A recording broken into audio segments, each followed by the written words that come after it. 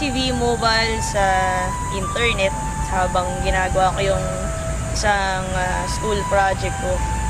Naghanap din ako ng extra income ng that time. So, hindi ko na pinalagpas yung ads na yun sa internet. Pinuntahan ko siya sa Ortigas. Nag-attend ako ng BOM. Nagustuhan ko talaga yung business. Pero, unang problema ko talaga nun dahil estudyante pa ako ng that time is pera. Wala akong pang-join. Talagang gusto ko talagang sumali pero hindi ko alam saan ako kukuha ng pang-invest.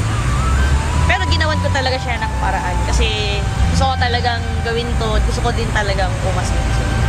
Nung simula ako dito sa V-Mobile, talagang nahirapan ako kasi konti lang yung kakilala ko. Mahihain din akong tao. So, hindi ko alam paano ko talaga sisimulan yung business. So, ang ginawa ko talaga, naisip ko talagang gawin is umattend ako ng training para matutunan ko paano gawin yung business. Simple lang yung family namin. Talagang budget lahat ng bagay. Hindi ako makahingi sa parents ko ng panglabas, pangbili ng mga gamit. So, kaya naisip ko magkaroon ng pagkakaitaan kasi gusto ko talagang bumili ng mga gamit para sa sarili ko, mga gadgets, damit, and syempre marami din po akong pangarap sa buhay. Naisip ko, kahit na meron akong mga leaders, meron company, meron training, I know na kailangan mag-depend ako sa sarili ko. Kailangan ako mismo meron akong believe sa sarili ko na kaya kong gawin. Kasi kung nagawa ng iba, alam mo kung kaya ko rin. So, ginawa ko lahat ng pwede kong gawin. Nag-research ako ng trainings, at nagbasa ako ng mga books, at nag-ask din ako ng mga advices and opinions sa mga successful na tao. So, by that, nakakuha ko ng mga tips and techniques. In-apply ko lang siya doon sa aking business and hindi ko napansin na effective talaga siya and talagang magbo-boom yung business. Ang sarap ng feeling kasi di ko expect na aabot pa doon yung income ko sa business. Kasi ang akala ko lang talaga extra income. So, akala ko maliit lang yung kita pero di ko expect na aabot pala talaga siya ng milyon. Kung talagang seryosohin mo yung business, seryoso talaga yung ibabalik niya sa'yo.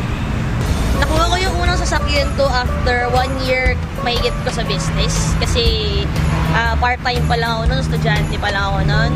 Yung first car ko, Mitsubishi Galant. Actually, second hand pa lang ngayon. And siguro mga around less than 200,000 yung bili ko doon.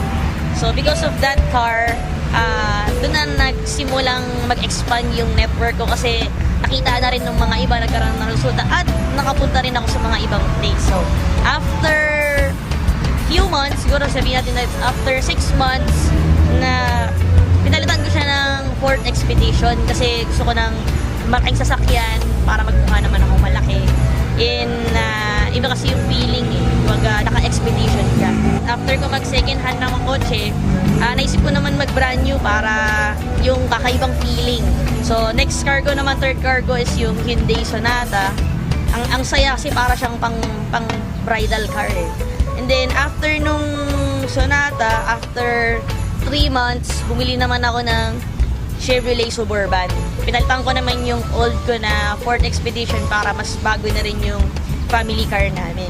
Then, sabi ko na lang, before ko makuha yung Camaro, pinagdasal ko muna siya kay God. Kasi sabi ko, Lord, gusto ko ng isa pang car. Pero, kung hindi mo siya ibibigay pa sa akin ngayon, okay lang. Pero, hindi ko in-expect na talagang darating siya. So, ito naman ngayon yung latest car ko, yung Camaro. Talagang, ang sarap ng feeling kasi dati hindi naman ako nakakasakay ng sasakyan. Wala akong sasakyan. Hindi ko alam kung makakabili ba ako ng sasakyan. Hindi ko rin dati na-experience na pumasok ng showroom at from that day is pwede ka nang bumili ng sasakyan. Nung una pa nga, ayaw kong pansinin ng mga agents kasi siguro akala nila isa lang ang musmus na bata. Pero di lang nila alam na ako na pala yung bibili ng sasakyan.